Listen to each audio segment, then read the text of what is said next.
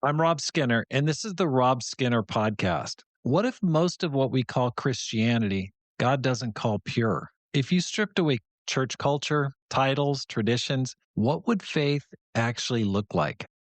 James answers that in one sentence, and it's both simple and uncomfortable. Today, we're talking about the kind of faith God calls pure and faultless, and why it demands both radical love and a clean heart. All this and more on the Rob Skinner Podcast.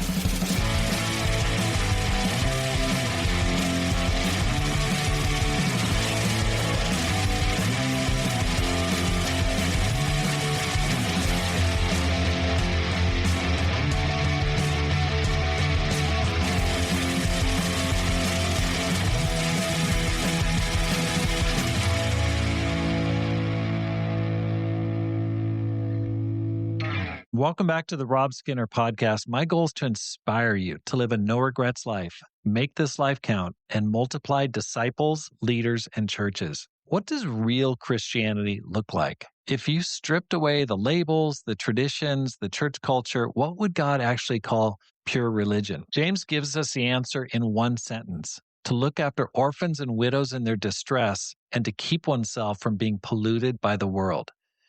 That's both simple and challenging. Love people who need protection and keep your heart pure in a polluted world. The first half of this verse is a call to action. God's definition of faith is not just what we believe, it's what we do for other people. In the first century, orphans and widows were the most vulnerable people in society. There was no safety net. There's no social security. There's no old folks home for them. No inheritance, no protection. And James says that's where pure faith shows up, right there in the pain, the loneliness, and the need. And I read a book, I believe it's by Rodney Stark, I believe that's his name. He talked about the growth of the church in the first several centuries, and they attributed it to the fact the Christians were so devoted to doing good. It was impressive. It was such a convicting testimony to the power of their faith. There would be plagues, and then the Christians would get out and serve people, and then they themselves would die. I mean, they would just serve in the face of illness, and it impacted people, and it caused the church to take over to the point where it became the national religion of the Roman Empire. But to follow Jesus means to move toward the hurting, not away from them. And it means making time for people whom society forgets. When you care for the vulnerable, you reflect the heart of God himself. But James doesn't stop there. He doesn't say, okay, that's good enough. Just be a nice person to other people. He also says, keep ourselves from being polluted by the world. That means guarding your heart, your thoughts, your purity, your integrity from the toxic influences that dull your faith. Because it's possible to serve others publicly and still drift spiritually in private. Happens all the time. I heard just recently about a very famous author that I love his books. They're Christian books. Turns out he'd been in an affair for a number of years. It's like, oh my gosh, I met that guy. I mean, I loved his books. I mean, they were awesome. And, he did a lot of good. I know he did. But it's so easy to keep the outside going, but inwardly, you're not doing that well. And God wants both a soft heart towards people and a strong heart towards temptation. Compassion without conviction just burns out. You're just doing, but you don't have the internal infrastructure to really keep it going. Conviction without compassion becomes really cold. It becomes so clinical. You know so much, but you do so little. Pure religion requires both action and a clean heart. I've seen this balance tested over and over again in the ministry. It's easy to get so focused on helping others that we neglect our own walk with God, for sure. And at other times, it's easy to isolate ourselves in the name of holiness and forget the hurting world around us. I know there's been times I just focused on one aspect. I'm just going to have great quiet times, but I don't really help people that much. Or, I get out and help people, but I'm not really monitoring what's happening in my heart. But when those two come together, active love and inner purity, the power of God really starts to shine through. And that's when our faith becomes contagious.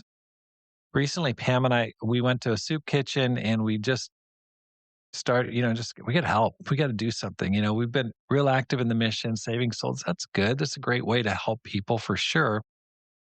But that's not the only thing. I mean, I don't think helping people is my mission in life, but it's certainly one aspect of Jesus's character that I need to put in practice. It just felt good to go serve people and help out. And we're going to continue to weave that throughout this year and go and help, people who need help. There's a lot of homeless people here in Boston. When I walk out of my building in the morning, it just smells like marijuana. I mean, it's on the streets everywhere. It just stinks.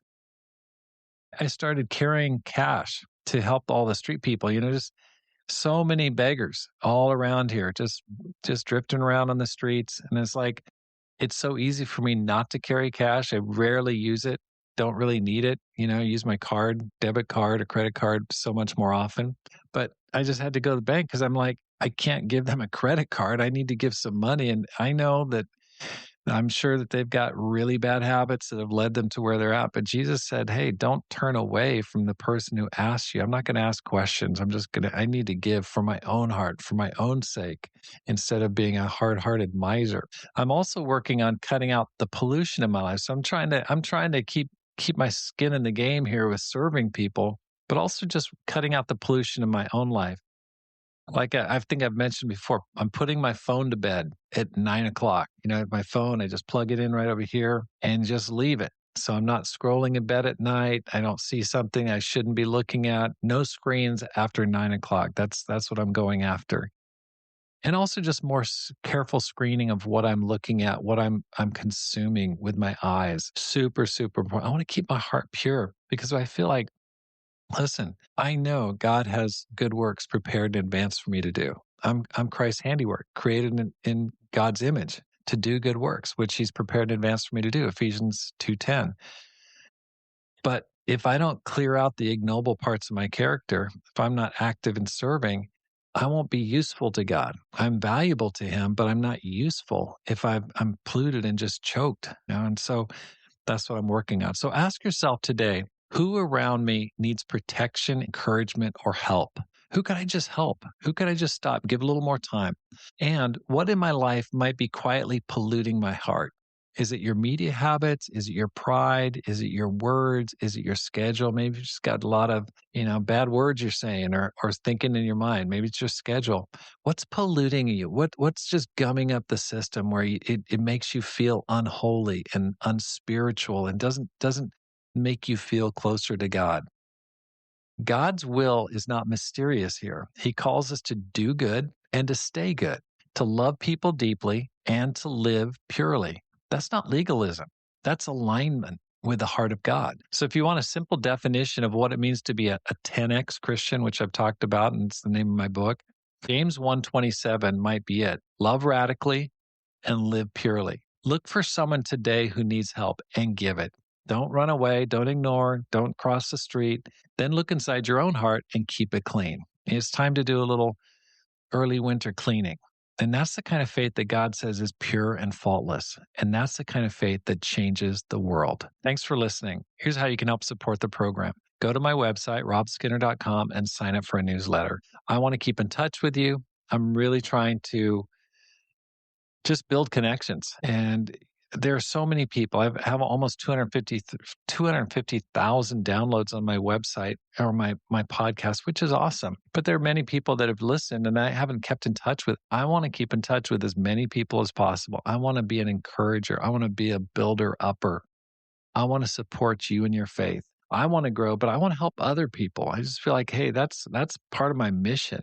I want to inspire you to live a no regrets life, to make this life count, and to multiply disciples, leaders, and churches. Have an awesome day and make this life count.